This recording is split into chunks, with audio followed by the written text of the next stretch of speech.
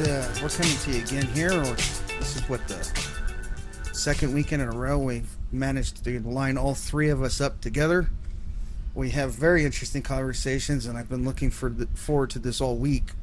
And tonight I'm joined by Cory Zimmerman, my cousin Collin Klein, and myself, Cody Bakewell. It's the Three C's Alliance.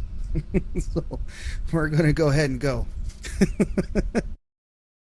So go ahead, Cory. What you had a really interesting topic in the pre-show. So what was that? So it comes out of Jewish Meditation, a Practical Guide by Kaplan. And he talked about there's things in the Bible that doesn't make sense. So we overlook it. We also, our brains make things that doesn't make sense. So in Exodus 20, verse 18, this is the King James Version.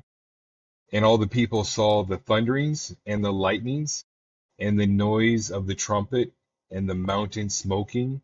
And when the people saw it, they removed and stood afar. So the interesting part is, how do you see thunder? Because it's an audible, not a visual. How do you see the noise? The trumpet. It's not a visual, it's an audible. And so the author was saying that it was a meditative state that they were in at that mountain of God. So it brings out more depth to that scripture and also more questions like, what's really going on? And why did the authors translate it the way they did? Maybe it's because they didn't understand. Yet when you go back to the Jewish fathers, the patriarchs, you read their information of how they thought, how they saw things. In fact, Jewish meditation goes back just as long as the Eastern meditation, everything else. They had their own, including when the men of that were with God, not the apostles, well, the apostles, they were thinking that they were also in a meditative state when John the Revelator saw all those things in Revelation. Daniel, when he saw the beast and all that kind of stuff, they thought he was in a meditative state. You also have not Joshua going back to Elisha and Elijah. They were also would be in meditative states too, as they were communing with God. The book has different ways to connect with God in various different forms, I would have to say, so that you have different practices in order to make that connection from us to God's throne. And this information doesn't make sense to most people because Western Christianity, we think of just prayer. You just pray, get your hands, knees, close your eyes, bow your head. Or if you're riding with your significant other and terrifies you, and so you are eyes closed, hands, fists grasping the sides of the car, driving down the road saying, Jesus, take the wheel from her or from him. Depends on who's the worst driver, right? Yet there is other ways that people are able to connect with God that isn't as well known and developed, dived into as modern or Protestant Christians are not looking back into the history, into the Jewish history and how they did things and what their thoughts. When you do that, then it opens up a huger, that's not a word. It opens up a big door, yet it's a floodgate. So when you go into these things, just think, I can do some of this stuff. On the flip side, take one step at a time because each chapter is just tons and tons of material, tons and tons of connections to what the meditation is. When you look back at this scripture, Exodus 20:18, reread it and you say, what is the intention of the writer? Or was there something else happening that the writer was giving Jewish people would understand and connect to? Yet, because we are post 2000 years, there's a lot of disconnection unless you read some of their own books. Like, what's really going on? This doesn't make any sense. So, Bible stuff is just crazy. And they think that Yeah. all the other stuff that's been in there, killing each other and for whatever reason, wanted more lands, wanted the throne, wanted to kill someone's brother because they did something bad. The Bible is full of diverse things. Yet when you read back in the Jewish history and what they are thinking, it gives more now color to the black and white. And I see Colin's thinking Yeah, no, I'm and reading. yeah, I'm reading some stuff here, but yeah, I mean the word that we use. So one, let me preface. Whenever we talk about these things, one of my teachers gave me his one of my favorite things that he told me is words point to things. So people get hung up on words because they already have a preconception of what the word means, and it's really you have to one remember you live in the year 2025. We live in America, different states, different memories under a very insane education system, and no one reads anymore. So it's very difficult for our language to be accurate. Now, it's kind of why the American dialect is very simplified. It's more out of like we subconsciously have done that just out of pragmatic reasons because we have to be able to communicate to get things done. Um, but when you're trying to do scholarship of ancient languages and the Bible, and not just that, but then also turn this to like in an esoteric sense. So the word esoteric means basically the world within. So exoteric is the world outside of you, of oneself. So that's all that means. People use the word esoteric to describe things they don't understand, which is not correct. It's correct in that most people don't understand themselves. So in that sense it's correct, but I think what you're hinting at is opening up the doors of perception into the inner world of what the human is capable of perceiving from within their own consciousness or imagination. And people hear the word imagination, they're like, oh, well, that isn't real. I'm like, yeah, it is. It's very real. It's honestly more real than most things that you see outside. Well, In the the problem we have is people don't know how to use their imagination anymore. And there's two kinds of imagination. There's recessive imagination and the front of your mind, and recessive thinking.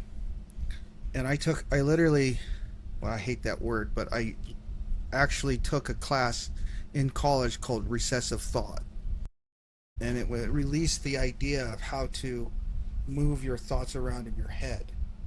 And that just takes me to the whole no one is taught how to think anymore. They're all taught how to find the easy way to the answer instead of imagining things or bringing it into their head and uh, all that kind of stuff. I can. They taught well in that class. They taught you how to imagine engine deconstruction because that was the class we were in. We were in automotive, so they prefaced it towards that and imagine every single step and just like play the video out of like the whole entire process of disassembly and reassembly. That's just a thing. But people don't know how to think anymore. People want to punch numbers into a computer and stand back and let it answer the question. And that's the scary part, is this dependence on artificial thought. Can't come up with it on your own. With AI's, majority of the things that are coming out now, they're not human. It's AI generated, taking information from around the world in seconds, grabbing information and throwing it together. When we look at learning how to think and grow, we can't be beings that Someone tells us this is what to think, this is how to think. Now go out and replicate. You have to be able to say, here's the information, these are the questions, these are the ways to process, right? So that you can go deeper, so that you can go and figure out things that may not even be there for others that have seen it, but it's there in a way, and you're able to come up with a whole different way of looking at things, which is why I think dyslexic, ADA, or ADDD, ADHD individuals have this great ability to look at things and see it in a different way that most people don't, then take it and say, hey, why don't we do this? It's because they're already programmed, because we always have to work around the problem, the solution, or work other angles to get to where we want to go. People that aren't daily going through that don't know how. Yeah. But people with dyslexia, they learn it because the way It's the a world coping runs is against the way we think. It's a Yeah. coping mechanism. Yeah. So Steiner talks about the nature of man, that the man is a threefold being, and this doesn't originate with him, but I like his description of it, that we are beings of, to be a human. So he made a new discipline called anthrosophia, the wisdom of the human body, basically, or within the human. So, okay, that's the idea. Or it's basically taking the concept of as above, so below in a literal sense and turning it into a scientific analysis. Basically, it's a principle of looking at the human as a reference point for the cosmos. And as the more you understand what it is to be human, the more the universe opens up and makes sense. He describes the human as a threefold being, that we are a feeling, thinking, and willing being. And those are the three aspects of what it is to be a human. The Christian tradition is mind, soul, mind, body, soul, right? Or Father, Son, Holy Spirit. It's so like, Trinitarian. yeah, and then Plato describes it as the soul's divided into three parts: rational, spirit, and desires, thinking, feeling, willing. So and what Steiner was calling forward was from, and he was a Christian, by the way. So this, like, he looks at this from a Christian standpoint, but he really opens his aperture up in a way that I have never encountered anyone that's been able to do that.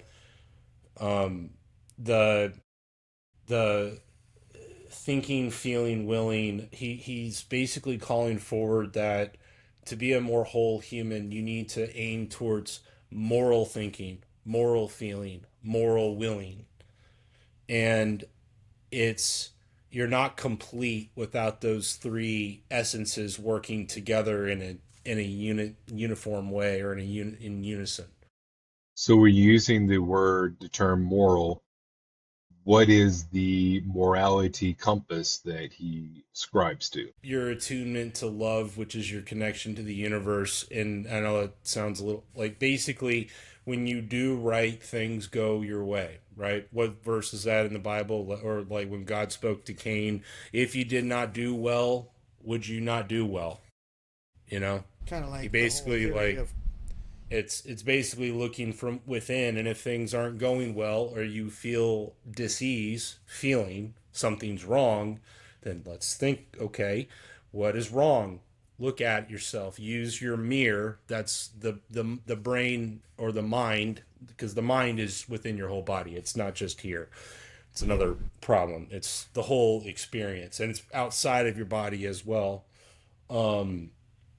But it's kind of like the sky is a mirror.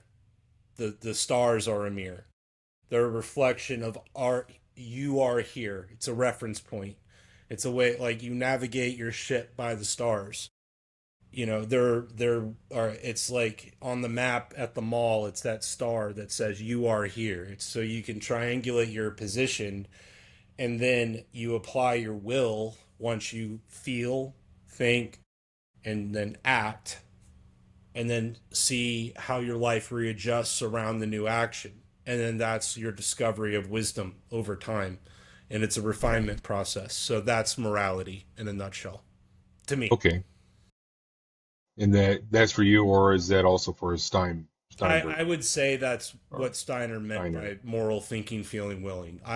Okay. I'm relatively new to studying. I've only been studying for about 2.5, 3 years now, so I'm still a Oh wow, that's neophyte. new. For Steiner, yeah, it's very new. Okay. It takes a long time. The And so problem the I have is Judean Christian would be, what would Judean Christian morality be? I mean, I would say that he was describing what that is. He's just using kind of a modern vernacular. Well, he died 100 years ago, relatively speaking, modern vernacular to describe what we're reading about in what the Bible's trying to tell us. I mean, In the because what Ten I just Commandments? Yeah, go ahead.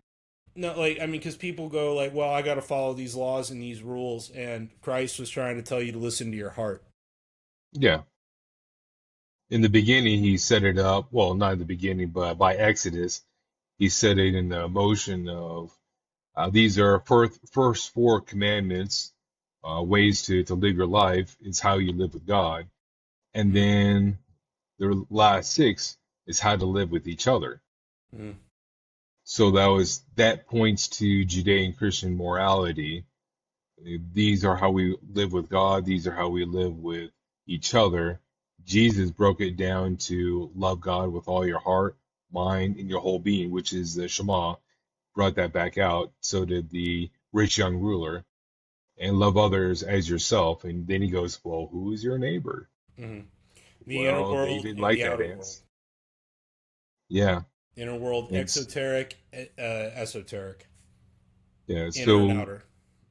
so morality, people justify their own morality by utilizing their own abilities to conceptualize what makes sense to self. Yet when we make sense from a creator being to self, and then to self to others, it has a different morality structure. And Steiner sounds like he is pushing down maybe a similar parallel path of the Shema and also what was asked of Jesus by the rich young ruler and those people, loving God with all your heart, Mhm. mind, and your whole being. I wonder if it has that, if he was reading and he came up his own conceptualized morality, mind, body, and spirit, thought, heart, Well, or thought, that's not. emotion, and being. Yeah, I wouldn't even say that's an original concept from him. He described a very old. I mean, the Trinitarian notion is a very old idea, very old. Um, About 200 AD, I 100 mean, to from a 200 Christian AD. theological standpoint, we can date it, but I'm even going back further. I'm like, I mean, the three is a number of, uh, it's another number of completion, and if you build or make things or deal work in the physical world, three is an important number. 3 points of contact help hold something together. You know, if you're got 2 points of contact, you're spinning on the wheel, but you got three, now you're anchored in, you're locked in. Um, and now you, Triangles, yes, they're various everywhere. different You forms need them. for those. Yeah. So it's one of those. So that's like what you would call a universal wisdom observation of, and that's why he called it a spiritual science. He was trying to be objective, that no matter what faith or denomination or what, even if you're an atheist, if you could step outside of your dogma and just look at the phenomenon with your eyes, your and your awareness, you go, oh yeah, that makes sense. Like that's true. I know I can, because I can see it. That's true. And what other aspects are there to, like, what is it to be human? I guess I'll throw that question out. To be human is be able to make those, uh, or have thoughts, creative thoughts, versus animals. It's more on instinct. They remember things, They're able to recall, they have feelings, but yet to have this ability to sit and dialogue like the three of us, whether we understand or we are able to agree, but we're able to dialogue about philosophical questions. Animals don't have that ability. And some people say they don't even have a soul. Other people will punch your face because they're like, my animal, my dog, my cat has a soul. It's like, oh, well. And then you But ask they them, don't what's a have, soul? And then you go, yeah, yep. But, and Well, we're the also thing able that to frustrates connect with the the, th- God. the thing that frustrates me about those people, those are also the ones that can't give me a definition of a woman, so I can't really, go off on what they have to say. So they have a soul. so What's a what you woman? just so you're describing the thinking aspect of a human, right? Maybe a Yes. combination of the feeling.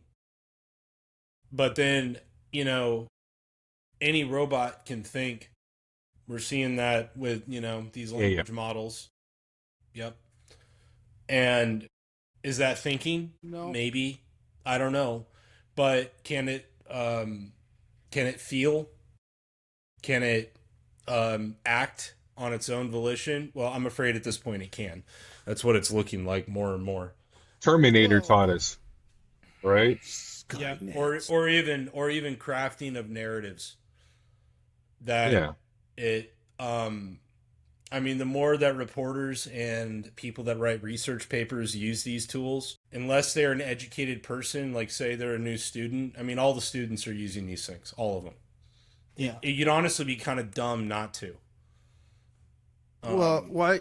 It's kind of like when they asked Lance Armstrong, "Why did you cheat?" And he goes, "Because everyone's cheating." Why wouldn't he cheat? Because everyone's doing it. So my wife is taking a doctorate program in the area of something that I forget. She was told, like all the other students, you're using AI, you all failed. You're using these computer programs to write your papers and that kind of stuff. My wife was livid. So here is where my wife differs from those individuals. She was brought up in the old school of how to research, how to find the information. This lady is amazing at it. Not all people that are younger than us, maybe in their 20s, 30s, even, teenagers, they're not built to do that. They're built to put things into the computer and get their yeah, answer. Where you have other people that are older that are built to research articles, research what was the intent, what was the control, all those kind of things. That is differing with the AI because AI is going to be bringing out what somebody already did. And the new look at these things through people like my wife, they're able to come out with different things that are more applicable. And they also are learning deeper. Because if you have some machine do it, are you really learning? Unless you have like those photographic memory, able to recall 100%. Great. Most people learn by research, reading articles, taking the information in, trying to analyze how does it connect with the topic, how does it connect with me, my audience, that ability to wrestle, right? If you're not doing that, most people are not really learning. They're just like an AI program, just spitting stuff out. When you spit things out and you don't do the research, do you really know your stuff? I Do you mean, know your we've been doing background? that way before these language models came out. I mean, that's how you're taught how to think in school. You read a book and you write maybe what you think about it a little bit, but what do you know? You're a dumb kid. You're 20 something and you're like, "Oh yeah, let me give them my 10 cents on Play-Doh or whatever." It's like Well, that's the it's reason. When I was in a trade school, you had to learn the experience. How do you feel? How tight something is? How do you feel how the welding, feel the welding, visualize it, feel it. You're interacting, and uh, I have a whole bunch of books from when I went to college. They're just reference, but when you go to a trade school, you have to learn how to do it. You can't just be always pulling crap out of a computer. You have to be fast to make money. You got to know how to do it. And when you're getting in there and working, it's experience. It's life experience that is coming out of your fingertips. When I see these kids now that have underwater basket weaving degrees, it's just I can't take them seriously because it's like, what, you have no experience in life to be criticizing me. And then what the fun part is when you actually break their little egg and you get into it and you teach them how to think. That's when they get red pilled every time. Yeah. In high school, I was taking English class because everybody has to. The teacher was from South Africa. She's like old school. You're going to go to the library. You're going to pull out the cards, the index cards. You're going to go find the book. You're going to read the book. You can put on these 5 by 10 or 3 by 5 index cards. Quotes. Man, I still remember that whole research paper on AIDS and how one theory is that it comes from eating the brains of monkeys. And I was like, what? And so I wrote this research paper on it. The teacher said, you didn't do this because you're not smart enough, dyslexia. My mom is a really good person in the sense she's a professional secretary. So she corrected my grammar, you know, and put the punctuations where they should be. And they had to go, my mom and dad had to go to the teacher and said, no, he did all the work. I just proofread his stuff. I still remember that paper because it had a profound effect on me that I can engage with this information and know it and be able to say, hey, intelligently, this is one theory. Is it all the theories? No. Does it have the similar result of AIDS? Yes. Is there other ways? Yes. And it was just a fascinating thing.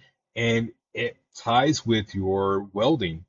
I tried welding one time and I was the there. guy said, no, this was back in high school when I was Oh, in okay. Ecuador. I was in another place. And it will come back to me later. I was learning out. The guy was like, hey, try welding. And I was like, that sounds like fun. And he goes, well, your weld looks like of a 5-year-old. I was like, well, that's not nice. And he goes, this is how you do it. And so he started showing me. And at the end of that mission trip, I started doing better welds, right? But if there's no one there to say, hey, this is kind of the guide, how to go down the road, you don't know. You're not pushed past your limits. You're not pushed past your comfort zone. Because when you're reading these books like Colin, Steiner, uh, Cody in his books and my books, you're being pushed past your limits. Mm-hmm. This is not stuff that you are Sesame Street books, right? This is going deeper, it's going mature, and it's helping people to think more critically. How does this work with myself? How does this work with others?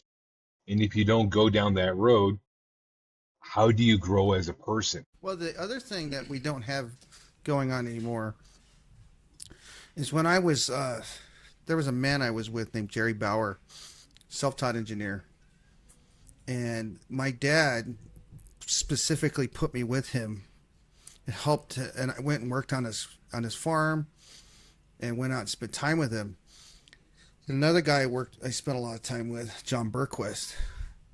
They mentored me, taught me how to be a man. You know, you can only learn so much from your parents, but my dad put me with people that when you walked around with them and you were saying the wrong, like talking wrong, they would like correct you, and like, Did it work? Oh, well, Oh yeah, yeah. No, I Yeah, know what you when mean. an older man corrects you, But it wasn't like you better Feldy. listen. It was like Jerry was a self-taught engineer. He says, "You talking this pattern, you sound stupid. Not what you're saying is stupid. You just come off as being Yeah. dumb." No, it's terminology is really important in mechanics or construction, and talking about the right name of the joint, or the right, or the like what if you're putting a certain type of rafter up, there's specific names, and yeah, because I mean they're coming from the standpoint of if your language is confused, you're gonna slow the whole thing down because it sows confusion, and this doesn't work when people are confused. The first time that wisdom is used in the Bible is in Exodus 28, verse 3, and it describes when uh, basically when they start the process of making the temple and the vestments for the priests. Um, so, verse 3: Tell all the skilled men to whom I have given wisdom in such matters that they are to make garments for Aaron for his consecration, so he may serve me as priest. So the word wisdom is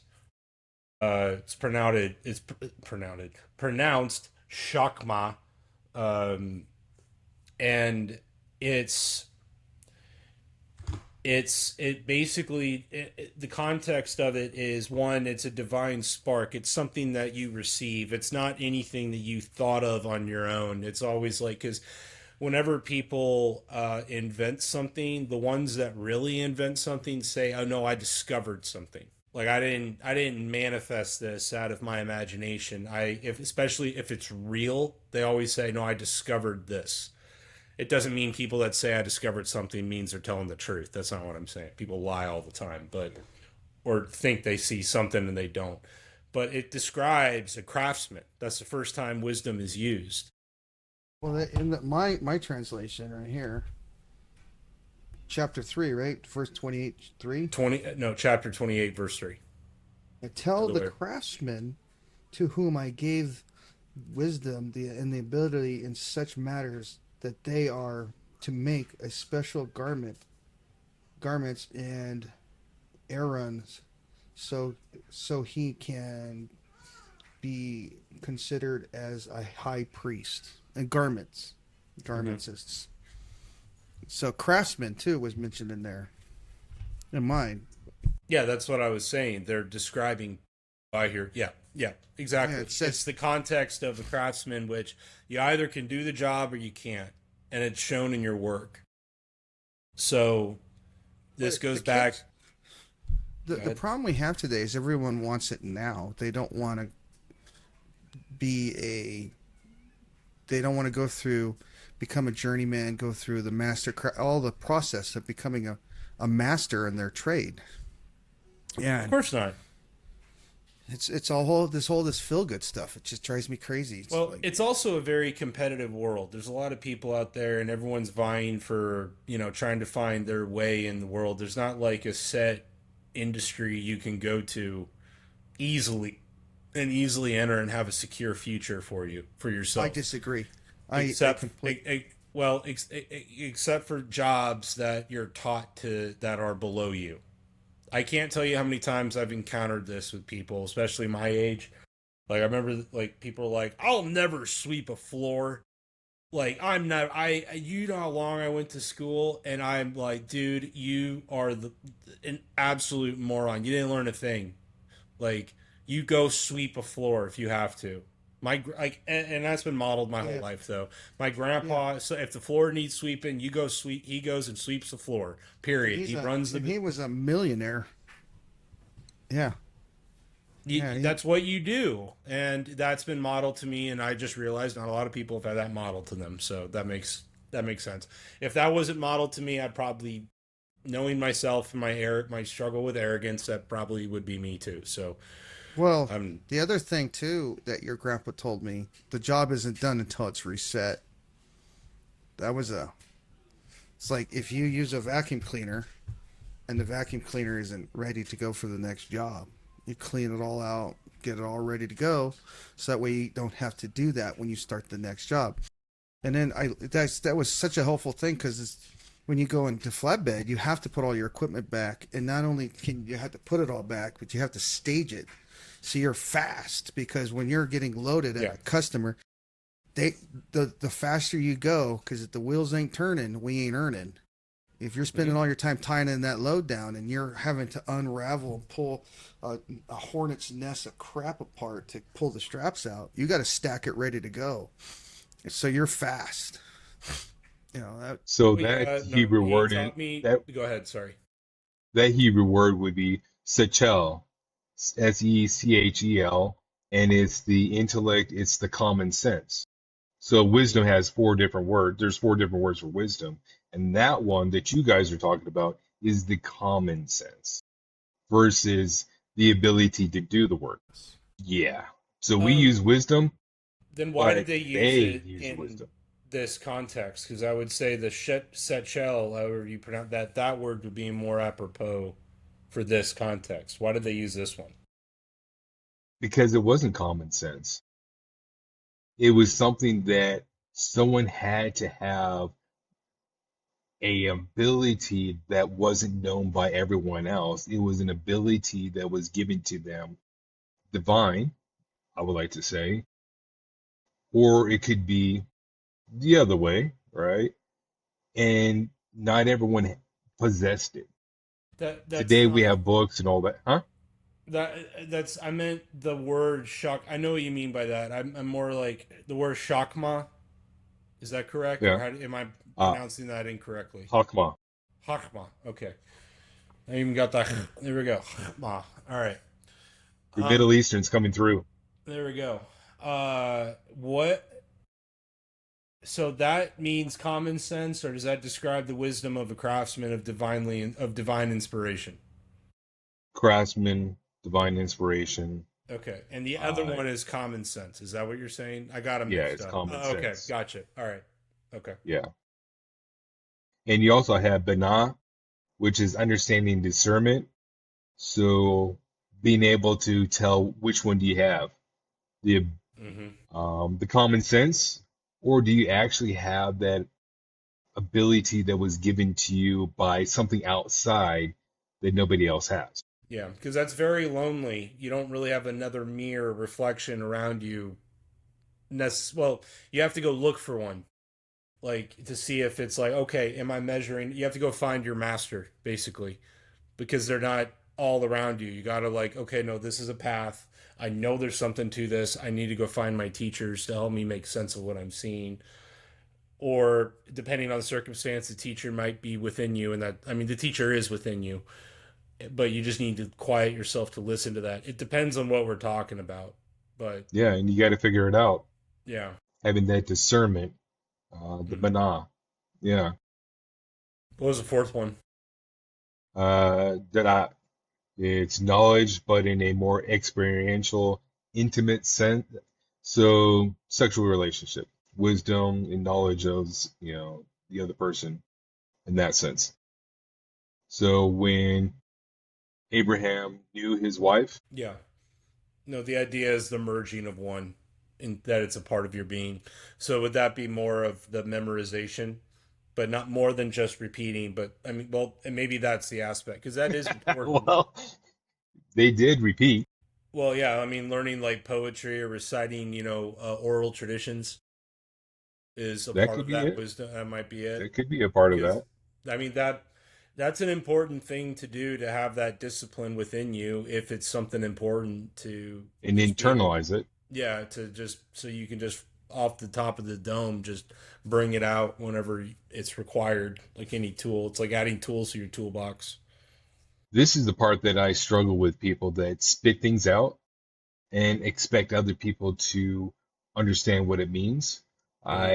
I've been through this a lot of times, came to this point when people spit out scripture, and I go, Mm-hmm.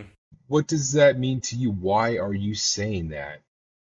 And they'd be like, oh, well, God's supposed to, wait. You're Yeah. saying this for a reason. What's that reason? What are Yeah. you trying to get across? Because some of these pastors, preachers, they just throw something out, and you're like, It's in the okay, book. God is the word is God, and God is the word. you know. And how does it connect? Exactly. The thing But I what's always the thought point? was the thing I liked that I learned from your grandpa actually, Colin, Daniel Senior, Dan Senior. He goes, "You ever want to screw up a holy man? Tell him to show it to you where you find it in the Bible, twice or three times. Got to find it like multiple times to cross reference it." Mm-hmm. He goes, "You got to be able to cross reference. You find this one, and you got to have two to back it up." Yeah, my grandpa was like, he literally, there's probably not a day since he was in his 20s that he doesn't spend reading the Bible. I'm not, he reads it every day. And it's very, and because you're kind of taught that that's your basis of wisdom. And for a longest time it was. So, in terms of the type of wisdom, what was the word? The memorization aspect? Uh, the dot. The da. Okay.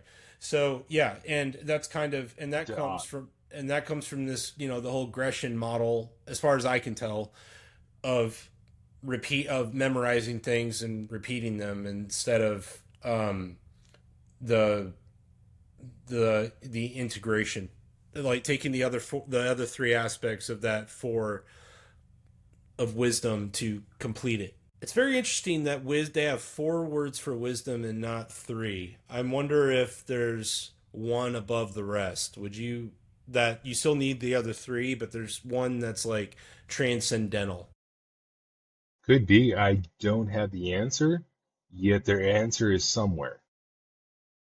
The flip side is when you read your Bible, right, front to back, whatever style you're doing it, you're supposed to be engaging it, Yes. meditating God's word day and night. David has this in the Psalms multiple times.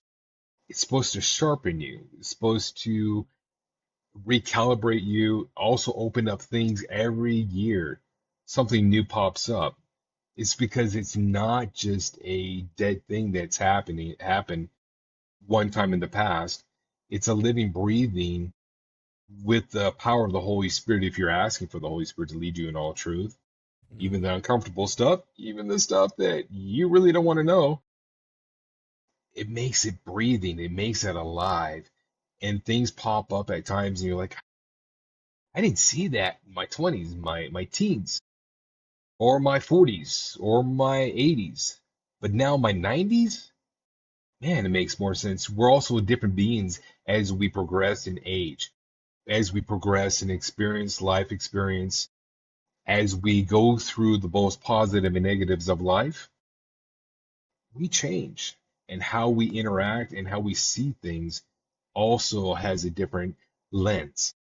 So when we're doing that, like your grandfather did, he was not doing it for outside of reconnecting and connecting to that being that God and to deepen that relationship because that's prayer, connecting with people, your Bible. So you're saying It he helps didn't do us. that because that's only a part of the story. Because he everywhere he goes, he always goes and says, "My friend, I am blessed and well. How are you?" He transmits love into every Your person he grandpa? comes. Yeah, he's like the most positive person you'll ever come across, and he always, no matter who, if it's a bank teller, he gets to know them, and he just tries to communicate. I love you. I see you. He Oh, and he's got a lot of imperfections, don't get me wrong, and I would Oh, say yeah. that intellectual side, because he's incredibly intelligent, but so that definitely was a hurdle, and he probably struggled with that more, I would say, but Well, dude, especially in his older years, he is so like he wants to connect with people for no other reason than to say I love you. So there's that's it. many Age. facets to him I've that seen he your does grandpa. actualize this. You know I've what I seen mean? your get. I've gone to the bank with your grandpa, and the teller Yeah. behind there, he goes, "You look sad. Are you okay?" And he would stop in the middle of business and pray with the bank Yeah. teller. Yeah. No, he does that all the time. Yeah. It's like He And that what was did he learn?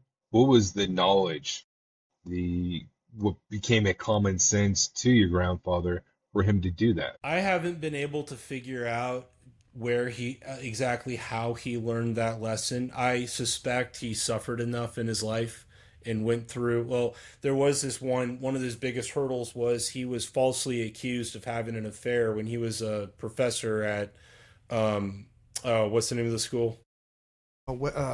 Union wasn't not Union. No, it's up in Michigan. Andrews. Michigan Andrews, yeah. So he was like one of the top guys at Andrews, and someone lied about him, one of the faculty, to basically get him, and they fired him. And there was like this whole cover up. The school found out about it, and they just pretended it didn't happen because it would cause more drama. And eventually, a couple of people came forward and like, this is wrong. We should have never. This is like, I can't believe I'm seeing this happen. But at that point, he didn't come back. But it was like it was encountering massive betrayal, I think, and seeing what people are capable of doing. I think that because before that, he was a pretty hard nosed guy. I think, like, I mean, this is back when he was like in his late 20s, 30s. So he's a young guy at this time, like, or maybe late 30s. But It would have been in over the time, early 80s. So okay, so he might have been 40 by then. Yeah. yeah. Well, the ironic thing is, the lady he was accused of having the affair with ended up being my best friend's mother. Yeah. So I forgot about so that. Yeah. I heard about all of this scandal about the professor from the other side, how they like destroyed her reputation too. And I didn't realize that I was related to that person because she always talked about him. It was always Dan, but I never knew it was Dan Klein, my cousin. So it's like, and then so I heard about this whole thing from the flip side, from what they did, how they destroyed her too. They took out two to get to one, and And so here it is, you are going through an experience that would have never had that profound effect, yet you were forced into this. You can go many different ways. He chose to go this other way. He chose to forgive and let it go. And that does something to you, especially when you've been betrayed that deeply Yeah. by the institution you committed your life to. Like the whole system turned its back on you and sold you to the wolves. And well, yeah, but there's been so many incidents in our family, Colin, where that's come up. We have people in our family that have been severely honest, and then they get completely thrashed by the church. My Marvin Anderson is my cousin too, and he was the president of Southwestern Adventist College, and they went after him because he was a very honest man, one of the most highly integrative, honest people I've ever known, and they tried to destroy him. But when I asked Marvin how he could come out, he goes, "I have my integrity and I have my faith, and they can never take that away." And that's the same thing when I was asking your grandpa about it. I have my integrity and I have my faith. I know what happened. If they don't want to trust my word, then to hell with them. Now, here's the next question. Do we need to go through similar in order to get that to that point where your grandfather Colin, your cousin Cody, and then this other guy, do we need to go through that, or can we get there without having to go down that route or that road? I would say no. And this is why I qualify that. There has to be something in every man's life to humble them. And I've had it. Colin, I don't know about you. I can't. absolutely. Are you kidding me? Yes. Yeah, and Cory's humble. I've known you for 10 years, so we've had some pretty rocky. Our relationship's had highs and peaks and low valleys, but we've come out of it pretty good. But there's always that point that every man has to go through to ground themselves and humble themselves.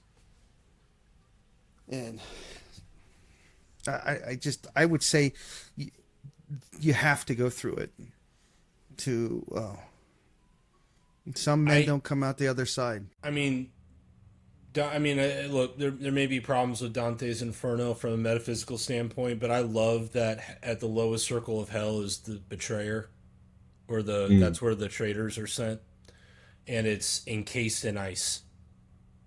It's not fire. It's everything is frozen into place. It does nothing moves. It's just permanent jail cell of being with yourself in your betrayal because you just cut yourself off from everybody around you once you become the traitor. To me, I mean, yeah, everyone's had. Oh, it's beautiful noises. My young daughter saw Curious George. What did you see over there, dear? Oh man, Curious George makes her go nuts. I apologize. It's awesome. It's beautiful, beautiful sounds.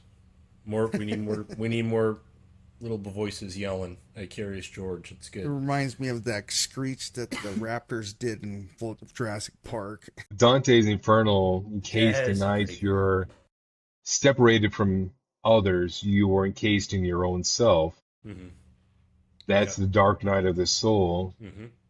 Well, that's where it's a flip. Yes, it can be, but if you acted as a traitor, but if you also on the flip side are on the receiving end of ultimate betrayal, which everyone is, whether they realize it or not, at a massively huge level. And I'm not trying to bring this in. Go ahead. I interrupted you. I'm sorry.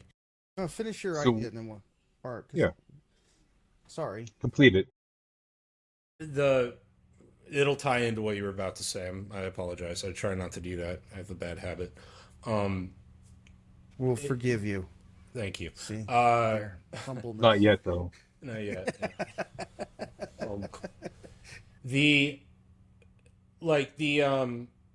So I don't know how to phrase this perfectly. I've talked about this in the last few episodes we've done, but the betrayal of our civilization, of our culture during COVID was, I saw every person betray themselves to and the people that knew this was a lie, they betrayed the truth and acted out the most absurd mind control operation and the more that people lived that, the more it became a reality. And it was like, you are betraying yourselves, your children, for what? A job? Or be looked at weird or funny? And it led me to a very deep depression. And that was absolutely, I've had multiple dark nights of the soul from that, of just total despair. Of like, am I just going to be trapped with all these people? That, because it's not just about COVID. It's like, if you're willing to go along with this, what won't you go along with? This is an easy one to say no to, relatively speaking to what could happen. Like, what are you going to do when someone puts a gun to your head? We've been, like, the 20th century, we've been studying that our whole lives, or people that, a little bit of our history, the World War I, II, all the trauma and horror of these totalitarian systems forcing people to lie at the threat of a gun, and the threat of killing or taking away your children and taking away your whole life. And our heroes are the ones that said, no, under no circumstances am I going to play your game. And this was like a layup for humanity to say, just look into a little bit and be like, yeah, no, we're not going to walk around with these stickers on the floor and talking behind plastic shields and wearing face masks and projecting all this fear into the culture to demoralize and destroy everyone's lives and the economy. And we're not going to play a part of this, because if we do that, if we go along with this, it gets worse. It doesn't get better. Like that, and I knew that from just my understanding. And I think everyone's heart, they all knew it, but it was so absurd and crazy that the idea of it being a lie, I think, was more absurd and crazy to people. So I've learned to kind of I've forgiven that and let it go, but I was beyond angry and furious, and I've never had anger problems like that. Every day I wake up and I was in my own personal hell of anger and fury that how could we betray ourselves to this level of absurdity. I get it if you've got Nazis or commies running around with guns pointing like holding a knife to your kid's throat. I can understand that. This was But like the pure only reason you can suggestibility. But here's the problem: is that's what you've imagined. Remember that book? Well, it's what happened. That's happened. Well, yeah, I know. But when I was in was that what's that bar up there off of Stone something Cold Stone Stone Face? Cold Stone up or The ice cream Old store? Stone is an ice cream place. no it's over there off of Paseo. Yeah, Stone Face or Stone. Yeah. Well, I watched the people in pure black uniforms walk into a business that was legitimately running and shut them down. What did Nazis look like?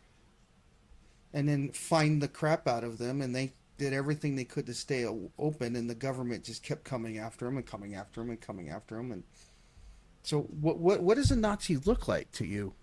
No, I 100% agree with you. Yeah. I'm saying that that's my point though. They then weren't they holding knives complete- up. They were threatening your livelihood and your business. I'm saying that there were time like people went along with lies in the past because if you didn't go along with it, you get thrown into a hole for 20 years. Well, We're just talking about losing your job or your no, money. dude, I had to. I got stopped at checkpoints, and they can we see your papers? I had to have a letter from the governor to I'm travel. not saying this wasn't. I'm telling you, this was the most fascist thing I've ever seen in my personal life. Like, No, or it was a complete fascist thing. I traveled the whole entire time, and I had to have a letter from the governor to go to other states. And you lived in Texas. You didn't see even a glimmer of how much bullshit was. whenever I went to Nebraska, I couldn't believe it. It was like Oh, yeah. I wanted to throw Oklahoma, up. Like, you drive through Oklahoma, Kansas was a little bit, whereas in Nebraska, yeah. But that my point. I'm not trying to bring this up about that specifically. We could trust me. We could rant and I could rant about that for 12 hours straight if we want. Like, and it would feel great. But I I'm only not get 15 hours a month on this service. Yeah. So. And but no, it's okay. But I'm saying that if people, so what to your point, Corey, of like, okay, do you have to go through it, or does that? Well, guess what? Everyone went through a massive betrayal together. We all did. This was a giant ritual of betraying the human spirit globally. So you've all been betrayed, and it just happened in one of the most obvious, not obvious, in your face events that you could ever dream of or ask for. So and they're trying. We all get to learn to forgive now. The thing is that during including ourselves. That whole process, I never even heard of the concept of gaslighting. It's like, and then, man, it was. I don't know, Corey. What was your experience? Here's what I learned before I went into that. I betrayed someone else. And that person was willing to sit down with me, eat Mexican food. New Mexican food, not Mexican food. New Mexican food, man. Green and red chili. Yeah, papas too. Yeah. No. Yeah, sopapillas. No, yeah. And we talked about what was going on between the two of us. And I asked, I don't get it. Tell me. He told me. I was like, that's it. I'm changing. I betrayed you. And it's because of how I have developed myself. Went, did some therapy, and started learning to undo some of the things that are natural traits in me. Then later on, I felt betrayed. He was like, I don't know what to do, this and that. And I was like, I forgive you. because I know what it feels like to be forgiven as a betrayer. And therefore, I was like, I can forgive someone else that betrays me. And it's a total different concept and idea that I had to go through before the pandemic. Now the pandemic happens, right? Can I forgive people? Yeah. Am I going to allow them to treat me as less of a person, all that kind of stuff? No. Am I going to voice my own opinions and not be quiet? To a degree, because I got told that I would need to find work elsewhere. So I did. All these things that we worked through in the past help us with the present. You know, it's Jordan Peterson's 12 Rules of Life. It really comes down to what are we doing in our lives? What are we cleaning up and fixing in our own life? Not the world, but our own life that gets us to the point when big things like this happens, we have a different outcome, a different perspective, a different way we engage, and the different way we engage with others and ourselves because we know what the past is, we know what forgiveness is, and we know how to do it. We know how to give that forgiveness, give that moving forward. If we don't go through it, we don't know. We can't tell other people how to do things if we don't do it ourselves, gone through it ourselves. Pandemic, it happened. We all learned many lessons from it. Yet the present is what are we going to do today in the future? How are we going to change our attitudes, our minds? What are we going to do inside of us that makes a difference for the future, for tomorrow? If we're doing nothing, we haven't learned anything, we're going to do the same thing over and over again, expecting a different result, which is insanity. How do you cut insanity? Stop doing the same thing over and over again. Yeah, it's Einstein's definition of insanity is doing something over and over again, thinking of a different outcome. Yeah, we got a lot to And forgive Einstein about. Well, I'm just saying, yeah. yeah, and there's a lot of other people need to be forgiven that don't deserve it. Because forgiveness isn't something that we deserve. Well, Forgiveness I is like something that we don't earn. what I like is I learned about forgiveness a couple months ago. From my uncle told me about forgiveness. It says three tiers. To forgive, you got to recognize what the problem was. You got to restore it, but you don't have, you don't have to. Yeah, what is it? That's an R. It's reconciliation. You have to reconciliate. You have to reconcile it, but that doesn't mean you have to restore it back to the way it was. You can't. It's like wrecking a car. Damage is done. Yeah, but a car you can repair. Doesn't Yeah, matter how but it damaged. doesn't. But you can't repair the money that was lost or the energy that was lost. Sometimes damage is just done, and yeah, you can fix the car, but damage has still been done. You can't That's take the reason. unwind that. It's the reason I like Texas. They have diminished value assessments. Yeah. Get in. I, what was the other thing? I have a little thing about forgiveness. It's really fast when you're done. Well, then restoration. So you can do two of the three. You don't always have to get to restoration. I've realized this in my life, and my life has been significantly better for it. That I'm actually, when I said that we need to forgive people, it's actually, I was incorrect in saying that. I'm just used to saying that. It to me, it seems more of we need to realize we were wrong for resenting and being angry at them, even if you're betrayed horribly. It's you're not. Our job is to not go out and forgive people. That's between them and God. No, That's that's where. like Here's where I have to correct you. If you're judging their salvation, that's between you and God, them and God. If you're judging your interaction, you can forgive them, but you don't have to forget what they've done. no. I'm not saying forget. I'm not, but I'm saying that there's No, nothing. you What do have to. you You can't have to. forget. You just don't be angry. You just realize what you see. Like your awareness thing was correct. You got to see what happened, why it happened, and you don't even have to know the why. You just got to know people are messed up. And I've But made you, mistakes. People make mistakes all the time. People betray themselves and lie to themselves all the time.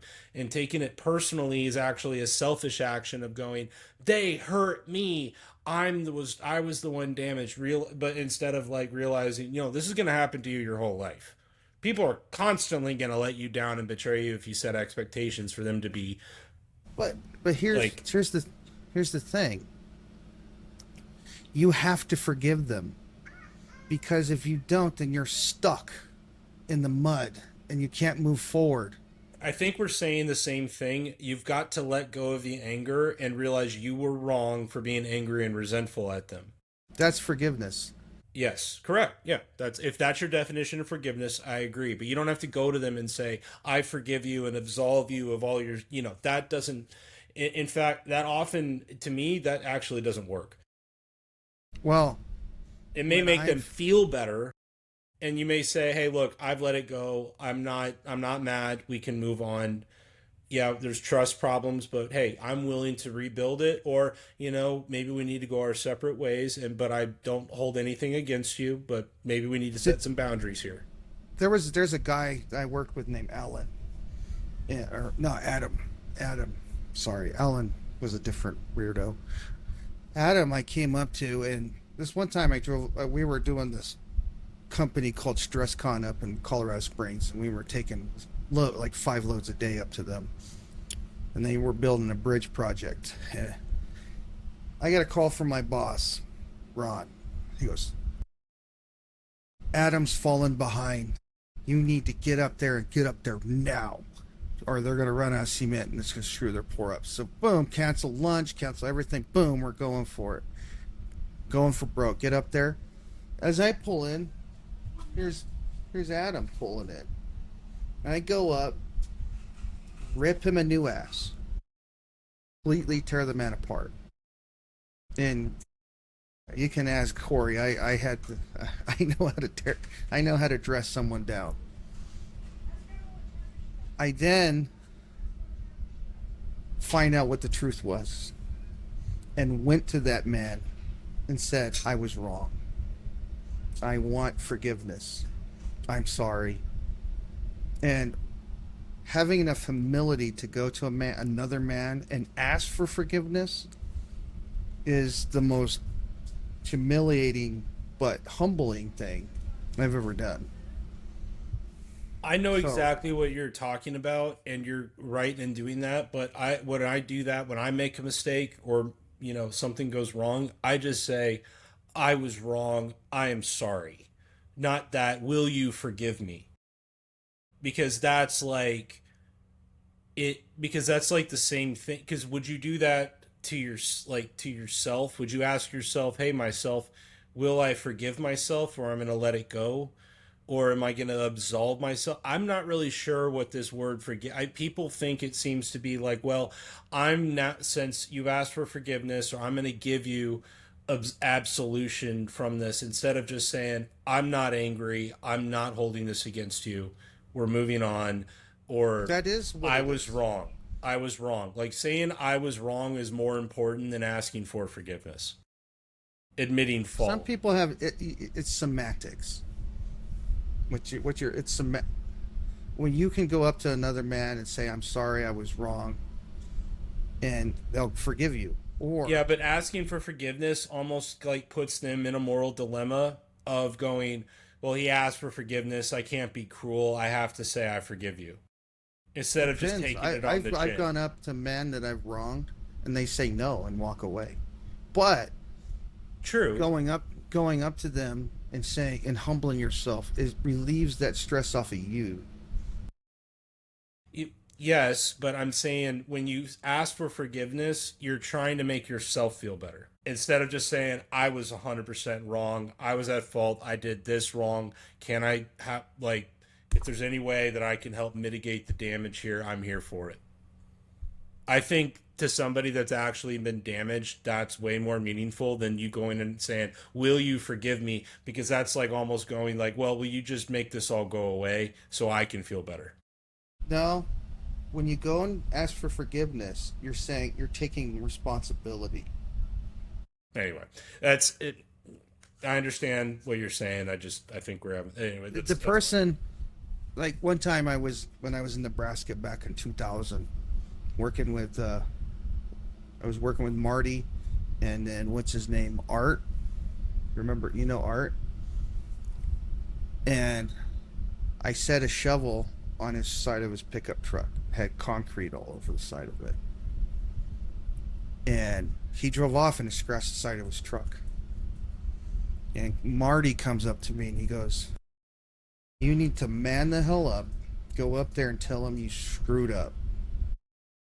And whatever he wants you to do, you have to be willing to take it." And he goes, "The man, not only are you," and Marty told me, "not only are you asking for forgiveness for messing up, but you're taking accountability. And a man takes accountability." That's and what I'm saying. Yeah. So did you say, "Will you forgive me"? Yeah. Marty says, "Go ask for forgiveness." But what's more important, taking accountability or asking for forgiveness? It's the same thing. No, it's not. A lot of people say, "Will you forgive me?" without going, "How can I make this right?" Or "How can I fix this?" Or saying, you know what I mean? It's like, hey, just clear the slate so we can move forward, so I can feel better and we can just move on and I don't have to do anything else. I see the two. I see the two because you are looking at people that have just said, "Hey, forgive me," yet they don't have any intentions to do something different. They want to continue to do the same thing over and over again. And I have gone through I had to teach people to do what I do is I tell them, "Hey, this is what I did. This is what I'm going to do different. And will you forgive me?" And I hold up to my end of the bargain. I teach other people how to do this also. And this comes out of the Matthew 5:23 to 24, where Jesus says, if you remember that you wronged somebody and you're at the altar, leave, go, and make things right, then come back.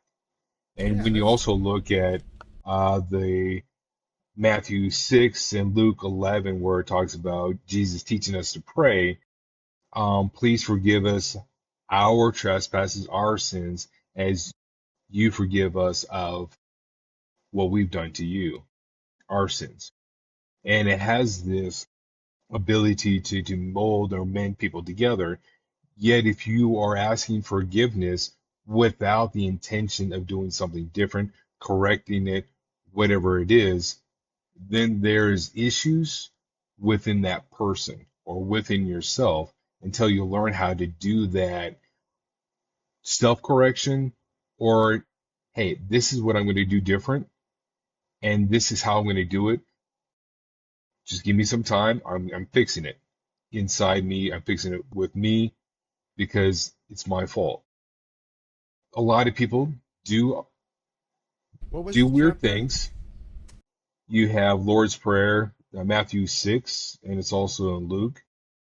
But you also have Jesus telling people about forgiving people if you go to the altar.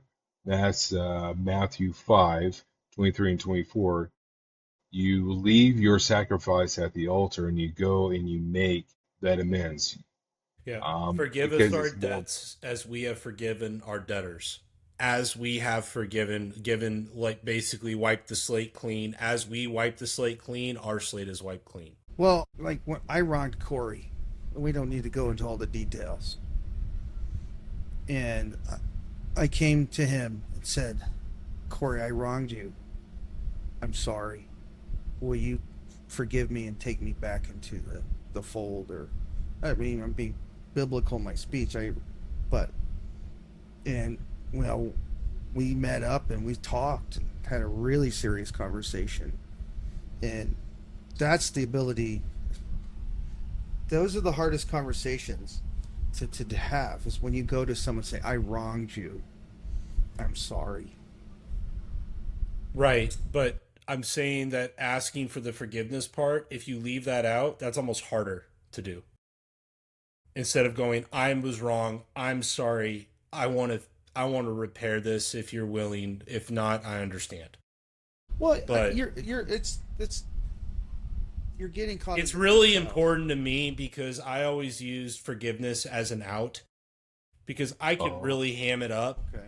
and go, "Hey, will you forgive me and let it go?" Like I'm thinking like with my dad. I'm like when I messed up as a kid or whatever, it's like, "Please forgive me. I can't stand the thought of you being mad at me."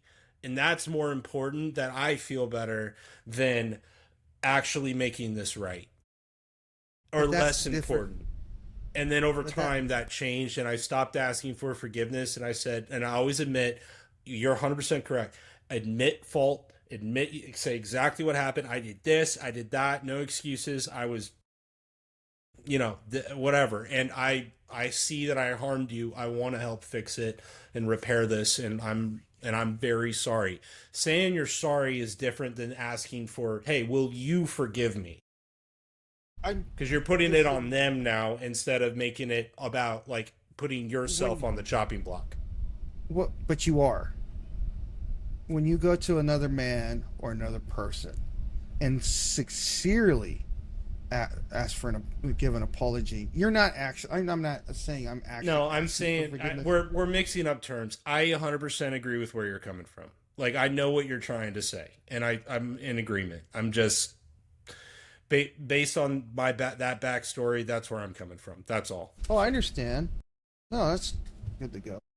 and that's who you are, and that's where you're coming from, and you're growing from, right, Colin?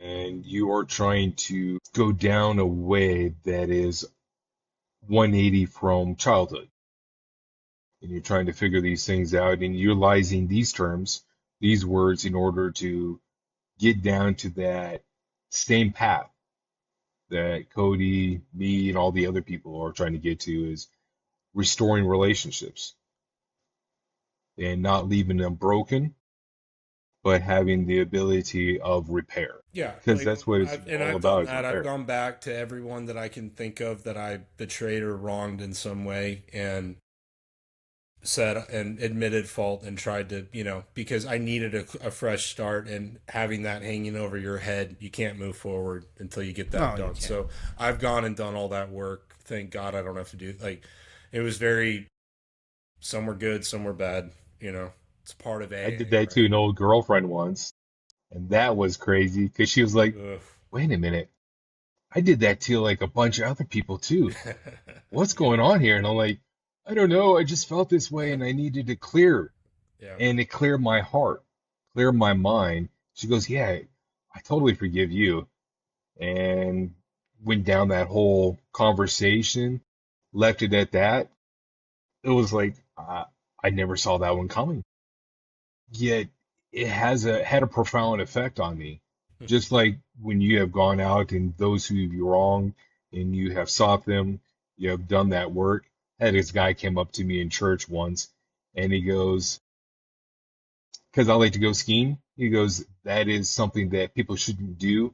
You should give money to the poor instead. And he was just hounding on me, and I said, I don't care. I'll still go skiing. So this one day at church, he goes, please forgive me for what I did. What did you do? And so I let him down to admitting what he did because he wanted the easy way out. And what Cody and Colin are saying is they're looking for not the easy way out. Because when you state what you did, and you state how you're going to do it differently, that's not the easy way out. That is being a man. That is being a person with integrity.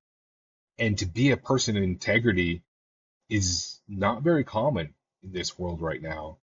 And being that you are going against the grain of society, which says you can just, fluff it off or whatever else, but be intentional about what you're doing and why you're asking and what you're going to be doing differently, that's integrity.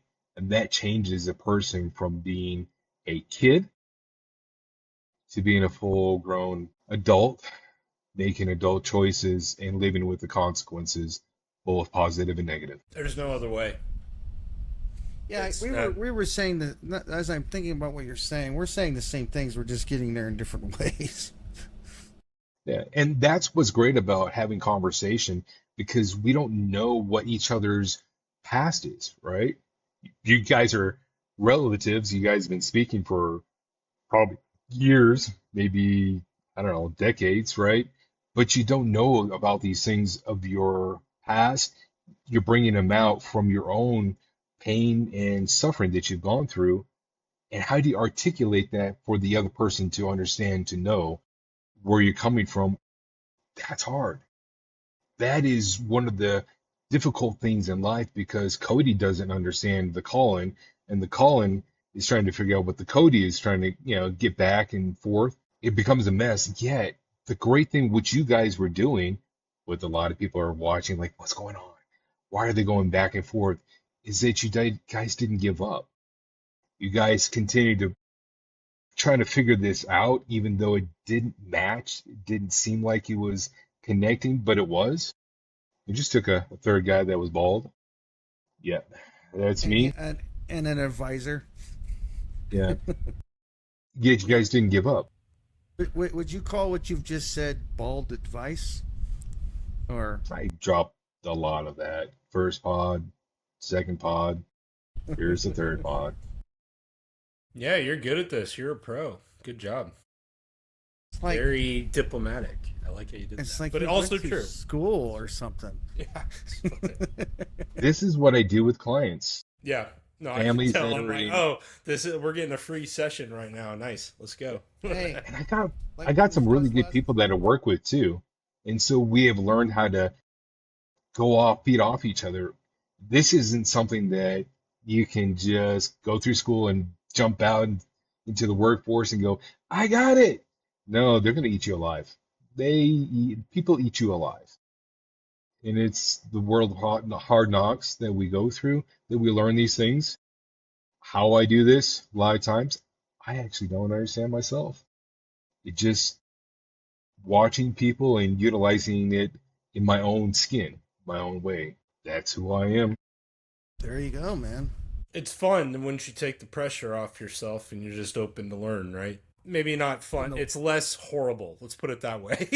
open the word. Yeah. I don't know. A beating's still a beating. Yeah, Yeah. but when you're beating yourself on top of getting an external beating, it's like, oh, see, I don't need to be doing Yeah, it that. hurts. Yeah, that Yeah. hurts. That hurts extra. I can really hurt myself if I want to, way more than anyone else can. Yeah, We're I know. our, I don't remember who said it. We are our own worst critic. I'm super good at that. I don't know about Yeah. you guys and the listeners. I'm really horrible against myself. I've been told by four board certified chaplains when I was going through my clinicals, stop beating yourself up. Everyone else is beating on you. You don't need to do it yourself. Did I learn? Nope. It took me several years. 10? Maybe I'm still learning that. I've Were had they to right? go. I had to go through like people call it ego deaths. It's a bit of a people talk about ego deaths all the time. Um, That's ego death. it's when you become aware of the self and you realize that it's not. It's the portrait that you've built for yourself in your mind is it's only real because you have made it real. It's not like something you're stuck with. You're not like this is kind of you see this in the identity crisis. Everyone wants to know who they are. And there's no like whenever you tie yourself down to anything in this world that's like finite and isn't universal and expansionary and transcendental, you're going to go insane eventually or you just, shut off consciousness and, you know, turn off the mind, the heart, the soul, and just coast and become a robot person until you end up dying, and then realize, oh, that was, and then once you die, you realize I was stupid, and then on or not. I don't know. Who knows what happened? But it's like, um, but the like I had a there was an like the worst night I had with this was I I realized what was happening to humanity, how dark things were, how lost people were getting, and how much worse it's going to get in the whole of the number, just pure numbers on the material plane in terms of us alienating the soul.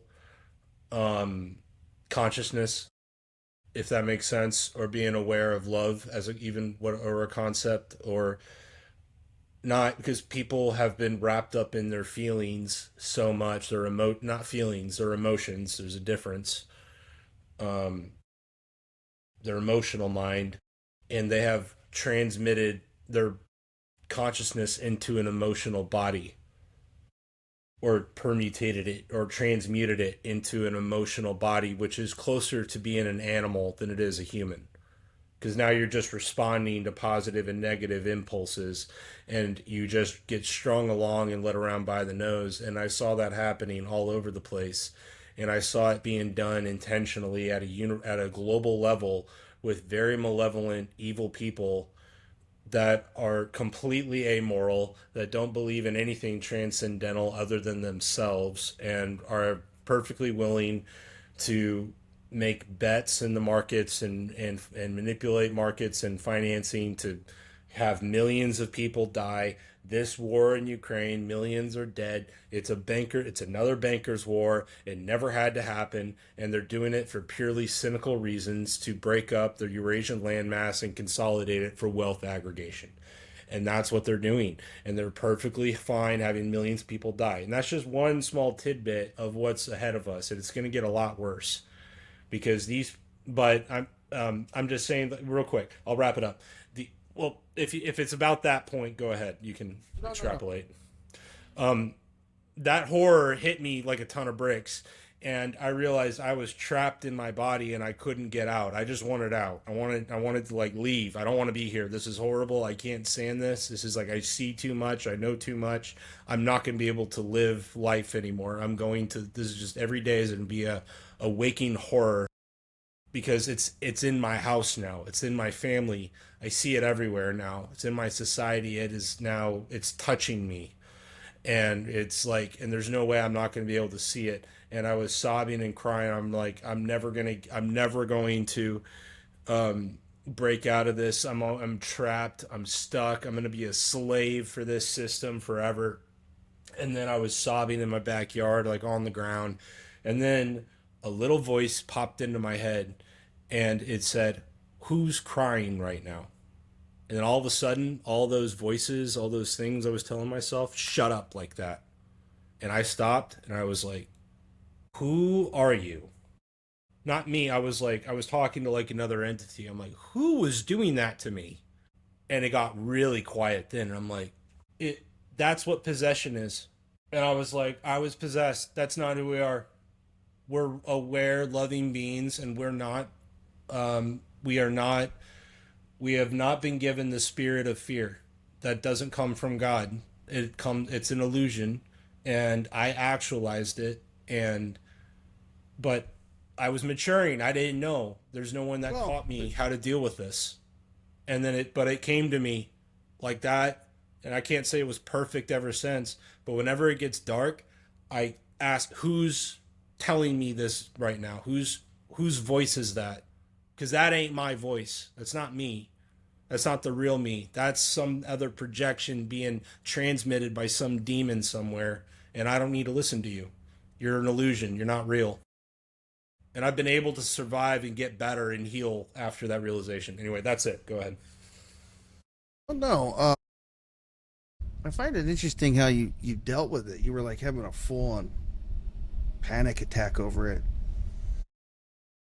I was in my, it was 5 years ago now.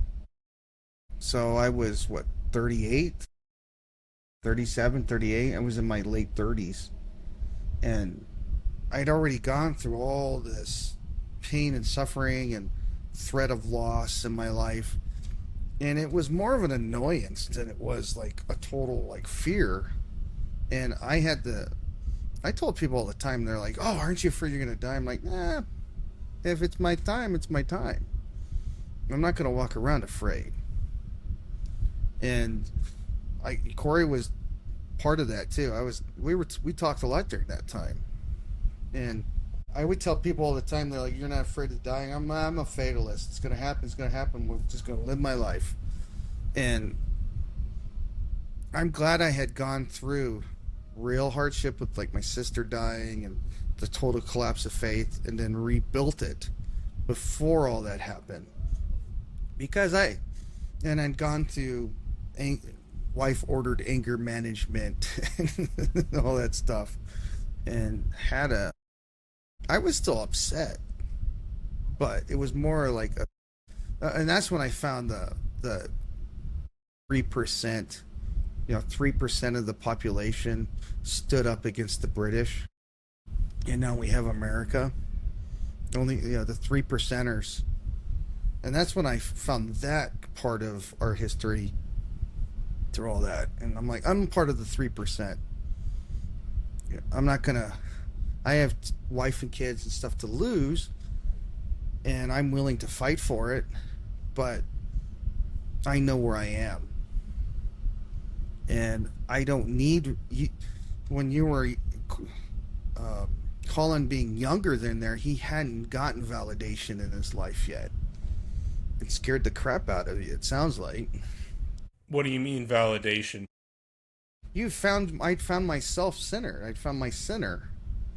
I gone through this. When you realize how fragile life is, you live it up. You live in the moment. When you walk down a hallway and you see death in your own home, you value the minute you're in right now as well as the future. And that happened to me 5 years before COVID came up. And I could just say to myself the whole way through, I have my wife and kids. If I die from this virus, that's God's will. Let's move on, though. And you hadn't gone through that hardness. But now you have, and you're fortified in your beliefs. It's not even a belief. I see now better. Not everything, but I see, and like it's like a knowing now. It's like the world's become more. But yeah, I know, which is what it sounds like you're saying. Yeah. But what's interesting too is if when you read history and how the Spanish flu happened, they had this same problem 100 years ago, and they fought against it then too. But they just don't publicize it. The reason they could do a lot of this crap is because they had case law precedents from the Spanish flu back in 1918. Spanish flu killed more people than World War One, the First World War. And that's where New Mexico, well, how can they make us do these mask crap? Well, there's already case law on the books that say they can't. It wasn't enforced by law though. That was the thing.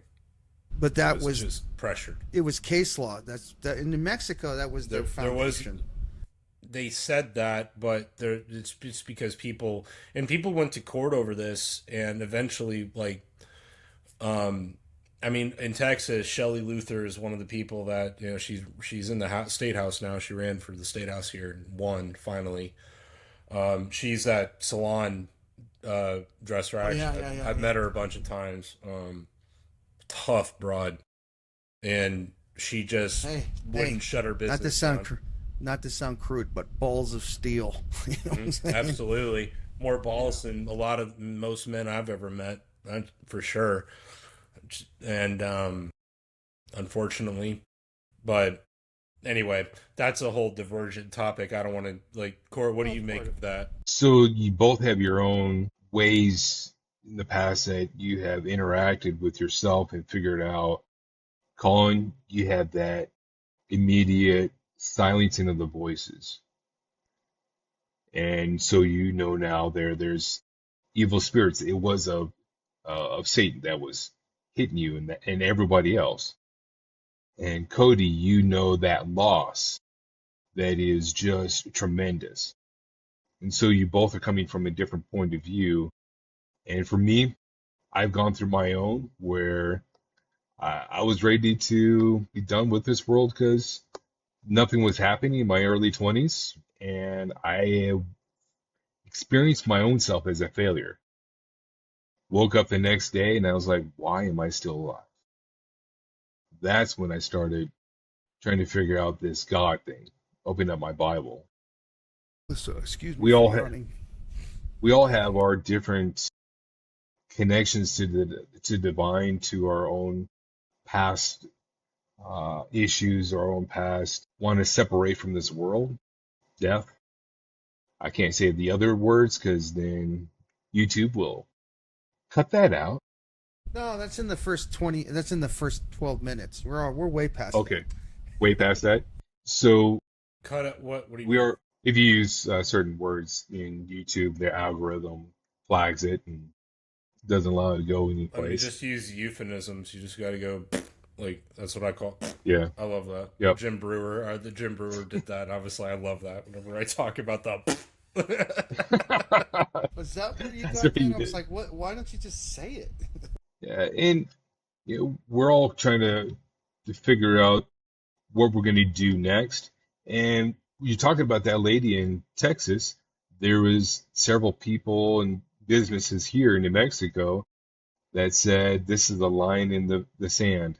I will not cross."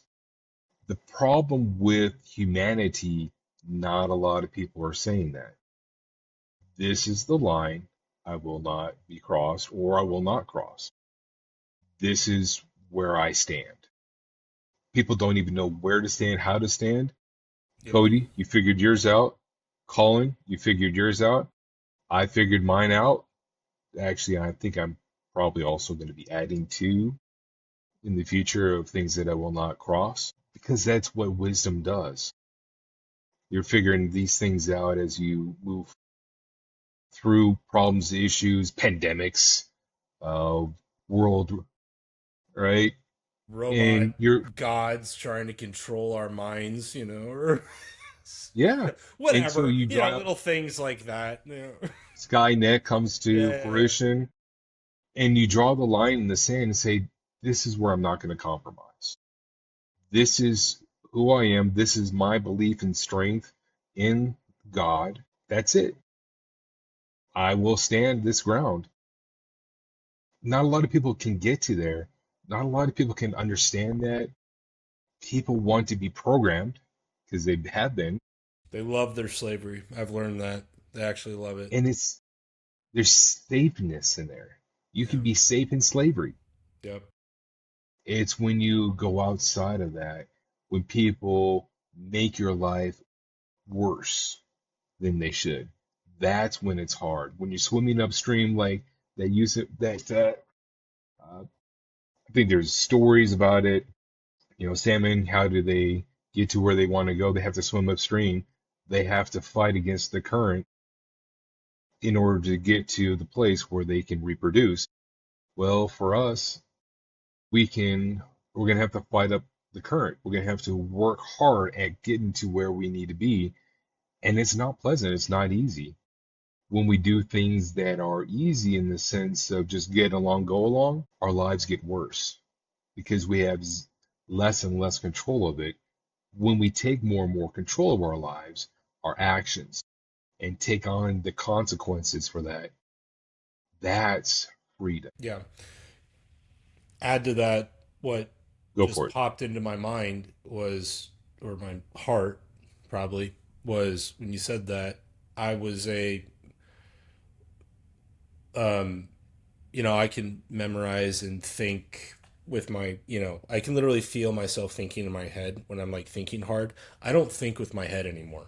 Like, well, there's times it comes in and out, but it's like when Christ said, live by sight. Maybe I think he said that. I'm not sure. That the point is basically, instead of like analyzing everything and trying to create a conceptual framework that of the a model of the world that makes sense for you, just see what you see and be as you are and move in it and always speak the truth no matter what. Well, And that that's doesn't good. mean that you get obstinate and like shove it down people's throats. You got to have discernment and with know when to like shut up. That's been my biggest trials, learning to quiet myself, because sometimes, what you're saying to the truth is like you got to take responsibility for the other person's perception. You No, can't just go like, oh yeah, like you said earlier, like they can't. Like, how are they going to expect to understand? And it's like, I'm a freak. Like, people aren't gonna just understand like what I'm saying or where like I Hell, I intake this barely stuff. understand what you're saying, man. I intake this. I intake this stuff all day, every day, constantly trying to learn, and just because I can't have enough now. I'm kind of obsessive about it at this point. But I've compartmentalized my emotions away. I'm learning to balance, and thank God I have a family and children because they're teaching me to come back and be grounded and be here with them, and that is like Eden to me. Like those little girls are just it's beautiful and it You heals will me. never understand how honest you are with yourself when you look at your wife and you go, I can't believe she hasn't left. I'm an asshole. So Yet the flip side is those children not only ground you, yet they depend on you. Yeah, You can't, exactly. people have got up and left. There's cultures that men have gone up and left. Drawing the line in the sand is, I'm not leaving. Yes. That's You what I are told my mine. wife when we got married, and I heard that from Jordan Peterson. I heard that, which I love, is marriage is you saying to each other, "I'm not gonna run, no matter what," and I love that. the thing I thought My was goal in life was to not be a coward, to the have thing I thought wisdom was and not be a coward. I thought what one thing I learned really hard the first time is so me and my wife were married for about a year and a half, 2 years, and then we were separated for a year. The first time we were together, we used to joke about it. Well, our first marriage, just in our next marriage, we'll correct all this that. You're aiming for things that, you know, it's like when you ride a motorcycle, you look down the road, you look at where you want to go, not at where you want to end up. And so be constructive. Don't set obstacles in your own path like that. That was the biggest thing I Yeah, learned. we self sabotage all the time because we're afraid of the destination. It is the journey that teaches us and grows us. Those kids, I have two of my own. They have taught me more in the last couple of years than the first few years. Well, I've actually, the learned a first years lot was great. These last 2 years were great too. In the middle, not so good. just listening to your stories about what your daughter bringing them into the household. That has been a very enlightening for me. You know, I think the girl that was Sure, this isn't private, Cody. Like, no what are we no doing? the girl that was a them or something like that, wasn't it? Just as long as my daughter doesn't watch this, right? Yeah. I'm being very dogmatic, but some of the stories about those Very like dogmatic. that, I'm like, dude. And and here it is. How does she learn and grow? Yeah, She's you got to within be a that safety community, net. that ideology. How does she learn and grow? And she also has a great heart. She wants to befriend those who are not really accepted and that kind of stuff. That's a great heart. Is she going to learn through time? Yes. Am I going to be a good example as possible to her about these things? Yes. Am I going to lie to her? No. She's going to ask me a total question. I'm going to answer with my ability to kind of understand it, right? I'm not Well, going to lie to her. that's what I was getting at is the and facing your own children to how to one be a safety net and also be humble. And so allow them to grow and allow them to also ask the questions, I'm a, be honest with. I'm a new dad, so compared to you guys, I think so. I mean, I've got a 2.5 year old and a 6 month year old. So, but what I would want done for me, if I could raise myself again, which that's what children are there to teach you, is how to raise yourself again. Well, that's one of the reasons. One of the, is because you get to go back into childhood and reconstruct your childhood and go, okay, what happened and where can I do this differently and why did this happen? It kind of forces you to do a life replay, and to as they grow up, you can't help but see and remember what it was like. So it kind of like it helps you to heal a lot. And go what? The one thing you have to, you know, when you start talking about your children, I listened to a Jordan Peterson speech he did, and I like what his whole concept of, what is it? You're raising adults. You're not raising children. Yes, absolutely. And Yeah. I was getting to that actually, and that Yeah. I think I would want, like, I always was attracted to understanding warfare and like bad stuff as a kid, but I wasn't like out of like warfare specifically because you see heroics in like the stories, so it's not all just the carnage and blood because you don't really see that early on, but later on, like when I was 10 and I saw Gods and Generals, terrible movie. I've already think I've talked about this, but it's a horribly made movie. But there's a scene where the Irish are shooting at each other and they're crying. I went into the bathroom and threw up, and I was like, my dad took me when I was 10 because I begged him to let me go see it. It was like a historical Civil War movie, and then I just started encountering like the actual horror of things, and it maybe not in the best way, but I think exposure therapy with your kids, not hiding them from it, but figuring out a way to show them the reality as such and not hiding things because kids are stupid smart. I don't know what these new ones are coming in. They're on It's such those a they vitamins. will The smell vitamins that we BS take. like that. And if they start detect, I mean, it's crazy.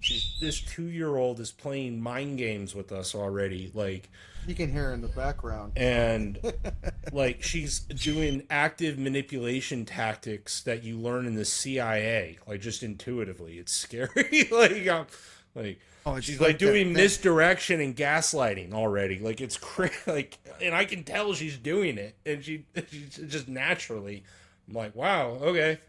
And it's not So for my anything. brother told me something very not specific, but very thought-provoking. He told me when before I had kids, kids are the mirror to you. When you look at your kids and you see how annoying they are, that's you. Oh, yeah. 100%. And so, Yes. so the last like 5, 6 years, that came back to my mind, and I thought, okay, I am annoying. My kids are annoying, but I'm annoying because that's the mirror. How do I change this guy? Teach them how to do that. Show them a person can change and become the person that I want to be, person I'm striving to be, whatever it takes. That's what Jordan Peterson books came from, and all these other things is because I saw the mirror and I didn't like what I saw. That's what kids do. When people don't have kids, how do they get to that? I don't know. That's how I got to it. And I started changing my behavior, my thoughts for the most part, and how I interact and how I interact with my kids. I had to do a lot of deep searching of my parental and then how I'm going to do things and how I'm going to do things different and what kind of a person I want to be. This is very personal, but I'm not going to go into details. But it's something that I think all men, Oh, wait, maybe not wait. all, This is but that part of the podcast no, where I'm not going to. he It's drops. nothing. It's nothing inappropriate. It's nothing like last time. Okay. I will not. I was I won't like, do that again. when No, when he there. I says will that say phrase, this. I'm like, No editing's required. I'm just. But I am oh saying my that this god. is kind of a. Don't worry, this is okay. Okay, okay. But I'm just saying, just go with me on this. This is okay. This is my We'll walk personal with you. experience, and it's nothing about my wife or anything she did or anything else like that. Or I have suicide. had No a suicide. very no suicide. I ever since college, I have had a horrible relationship with sex or being intimate in general.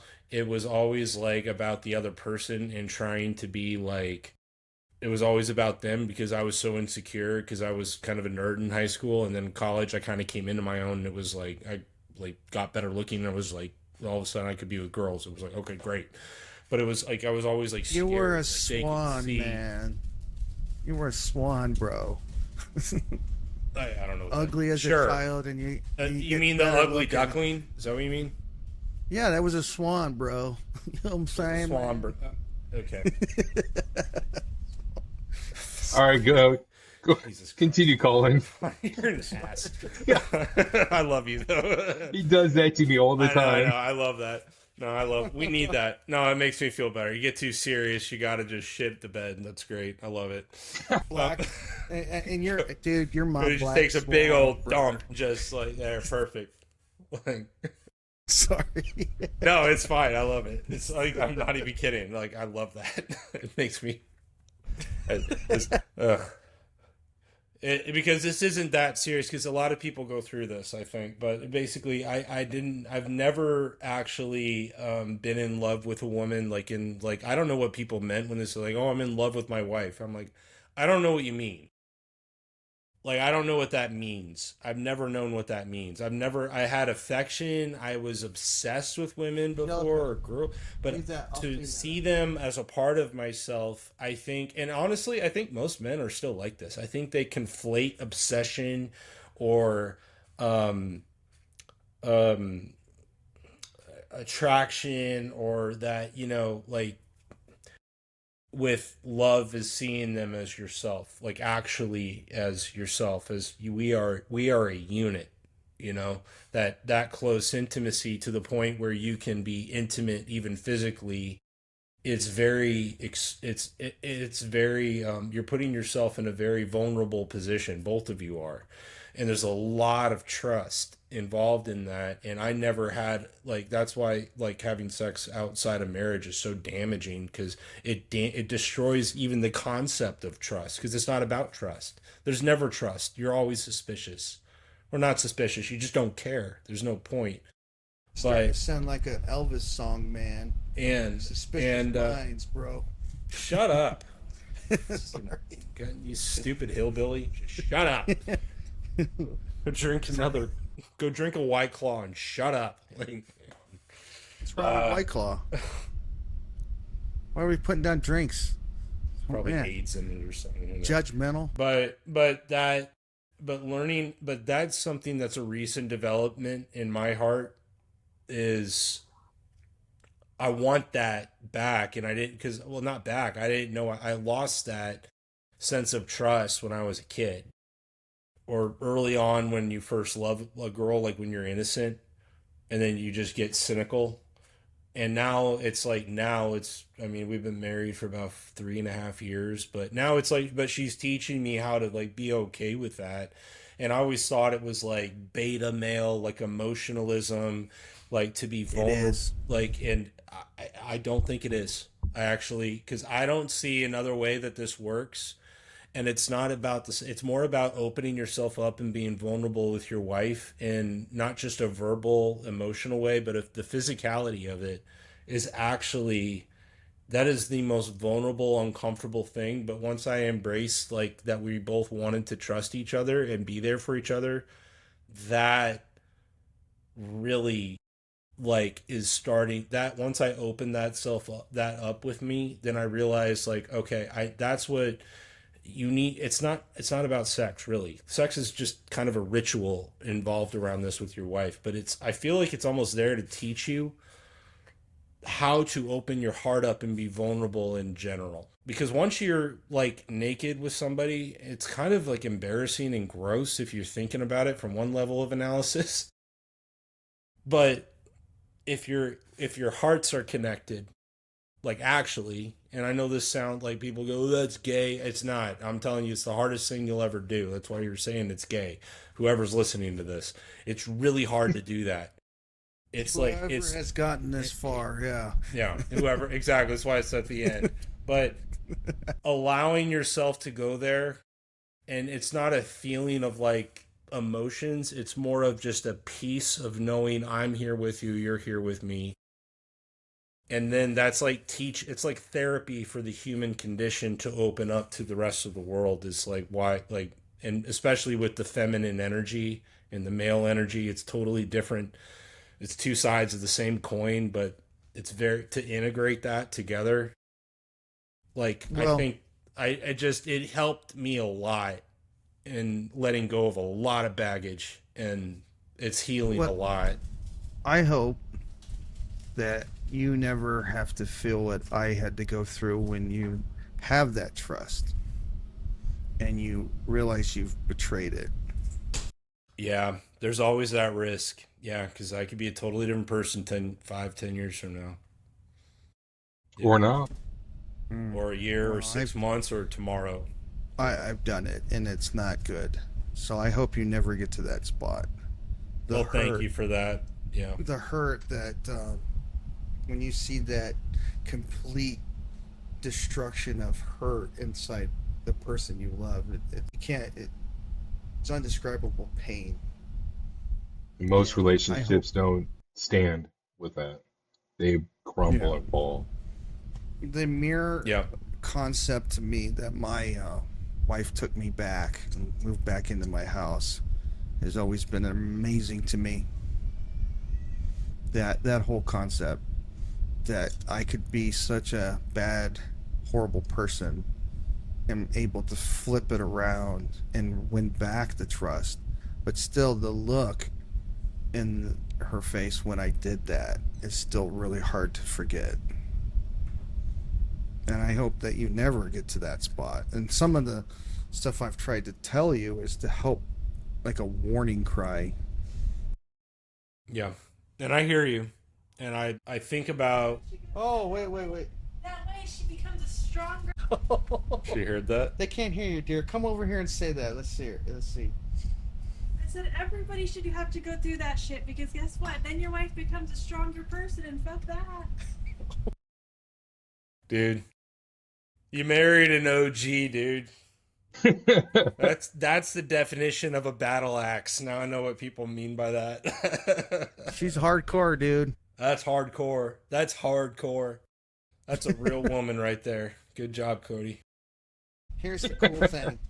I got her to say, yes, I'll live with you twice. That's a pull. Oh. Did she say she regrets both of them, or? Do you regret that, dear? That you said yes to coming back to living with me twice? We all have your weaknesses. It's my smile, isn't it, dear? Carolina hillbillies are her weakness. Wow, amazing. Oh, I love hillbillies. You're the best. We need you. You make this. hey, country. look it. We're not hillbillies. Wow. We're I come from Appalachian- this clan. I can talk. I can say this. So No. Appalachian Americans. Okay. Appalachian. Yeah. As long as you're not blue blood, you're good. No, absolutely. I mean, People are gonna have to look that one up, I and hate it those doesn't people. refer to police. Blue blood. She's told me you're better. What? A bear? Better. You better. I love that woman. All right, we're But- coming up on 2 hours. What do you think? That was I really could go- good. That was I enjoyed this. Thank you again. Appreciate you both. Yeah, Any other very final thoughts or? Man, that blew by.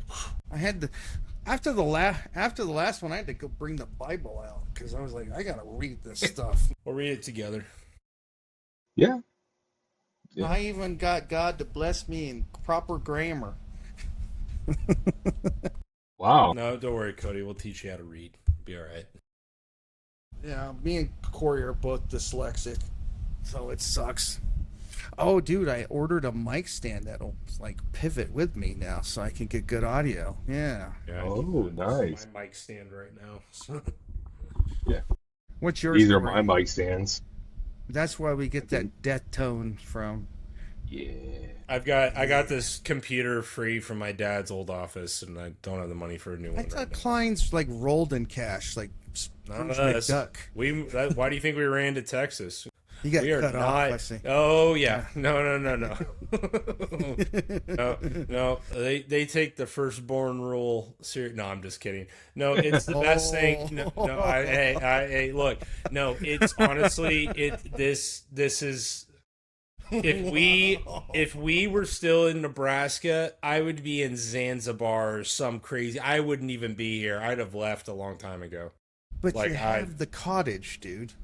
They have a pool table. dude. with It I gets mean, it's that's just stuff. It doesn't really matter at a certain point. It's nice, It's still but Nebraska. anyways. it's we still need- exactly. You're still in Nebraska, trapped with your ghosts of all Christmases past forever. It's a perpetual hell. It It's can't- like there's a funny story. A friend of mine, like I went to Christmas in Florida. Sorry for my family that heard this, but you saw it. I had a full on panic attack because I was trapped in Florida with my whole family. And they didn't do anything wrong. They were great. I just was like, I literally can't be here right now. I called my buddy. He's like, I call him my guru, but he's like, I'm like, dude, I am freaking out. I can't do this. I am having, they are literally doing Collin. small talk. We I can can't talk like do this. small talk. Hold on. I'm gonna have to edit this all out. So let's just end the podcast. Hang on, let me finish the story. No, this isn't okay. edible. This isn't a big deal. Go for this it. isn't. This is not a big deal. Okay. No, I feel that we're going down the No, path no. again. Real, Okay. no. He said, there's a story of there was this Buddhist master that he was like the top guy in Tibet until he went back to his family. And and he lost. So just know that happens. It's okay. That's why they never go back. Yeah, never go Dude, I'm back. telling you right now. My wife said that we can't stay in my mom and dad's motorhome anymore because we have our own space, but we're still in the backyard. Airbnb saved my marriage. I'm telling you. Yeah, I just anyway. Even when we went to Daytona the first part of the year, like 2 days. Oh my! Our cousin Gerald. Have you ever met Gerald Owen? Collin? Maybe I don't. Maybe when I was Yeah. younger. Anyway, I've never met him. Well, definitely you I have. don't remember it. Well, he's still alive, so you could still meet him. But All right. he always told me 3 days.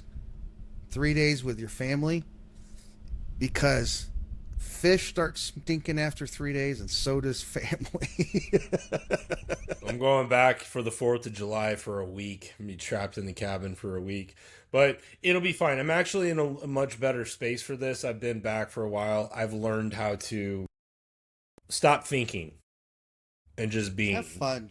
And They have jet especially with skis the there. little kids now, it's a totally different story. I just get to watch them have a great time. It's so much fun now. I don't like And engage you're with not them. gonna- Teach them how to have yeah, a great and time. everyone ignores me now, which is fantastic. So it's like I could just go hide and watch and not, And there won't be a crazy cousin coming in, taking you on a jet ski around that middle island and dumping us in. It was dumping- fun. I just felt I felt like a bitch because I'm like I freaking got hurt and made him look bad. I felt bad for you, honestly. I'm like, God, I'm such a like. Yeah, and then the I felt best like I part did is something wrong. But best no, part is- Cody was insane. He should never have done that. You were wrong. You dick. And then Marty's sitting on the end of the pier watching us laughing. I love 'Cause Marty so much. I came around this thing, and when you pull off on the jet ski, you get total loss of power. Well, I came around this. There's an island that has in the middle of this lake. It was a old quarry. They dug it all out, and it filled full of water because of the low water table. So there's an island in the center. So I come around this thing, and I let the throttle off, and I went like, oh crap, and I went like, and then hit the throttle again, and it like threw us. We both went flying off into the water. And Marty, our cousin, is sitting there on his knees, just laughing. He's just like, oh, you should have seen the way you guys looked when you were flying through the air. The look on your face, I'll tap to my dying day. So it's like, You guys provided joy. Look at that. Yeah, no, Provided entertainment. Marty laughs harder and in a more real way than any human I've ever encountered in my life. when you I can love- get oh my Marty God. laughing, it is like, Oh my God. it's so- It's the best. It's so much fun. Anyway.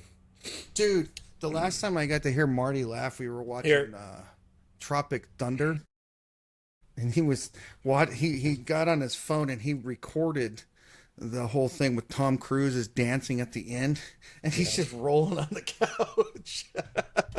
Anyway, so we should end this. Yeah, I know we should. Real quick though, since we did real fast. Another real fast. GTA 5 or GTA 4, no GTA 5. Once I showed him you can hijack an ambulance and run over people on the beach. We did that for like 3 hours straight, just laughing. Just pissed our pants laughing. It was so funny. When he hits him, does he do the gunshot? He runs him. I remember when we were playing 007 and up in this loft in his house, he goes, watch this. He pulled a trigger and they like hit him in the head. And he goes, gunshot. Yeah. Dude. Great guy. Love you, Marty. You're the best. His uncle, my cousin, Marty, is like the epitome of a Marine. He's like out of a comic book, ridiculous like stereotype, and it's real. Like he was born that way. It's so funny. Yeah. Well, some people are born. He just some people are born. made. Came out of the womb. Get some. Wow. Like Crazy. And he makes. I have this picture somewhere where he looks like the guy from Sling Blade holding a knife. Yes. Oh. Yeah. We're at dinner at his house. The guy. Anyways, we love you, Marty. Marty's awesome. So, but all right. We're done. No more stories. We're done. Yes. Well, thank you for watching, laughing with us, or just like looking at us like, you guys high again? No. They are. No, I'm just tired. It's almost 11:20. Time for bed. Let's go. You sounding like an old man there when you're hanging out with two old guys and we're like, let's go. And he's like, oh, I got a newborn. And 2-year-old that has nightmares every night at 4 a.m. So, Yeah. my heart. Well, Cody was falling asleep earlier. He was yawning and stuff. Now he just got like all the energy back. I got my second win. This was when I would drive the night shift. I like yawn and I like get all laugh and I go, let's go kill some road. I'm not working tomorrow. Let's sign off and you and me can run this a bit longer if you want. All right, brother. Okay, thank you all for getting this far. Any books mentioned in the podcast will be linked in the bottom. It's called the Bible, so I got mine. Find your own version. There are many versions, but this one is mine. Anyways. There you go. Okay. Wow, that was the only book we really talked about. Yeah. So, anyways, Nope. All right, guys, thanks for watching. If you got this far, thank you for your support, and we'll catch you next time.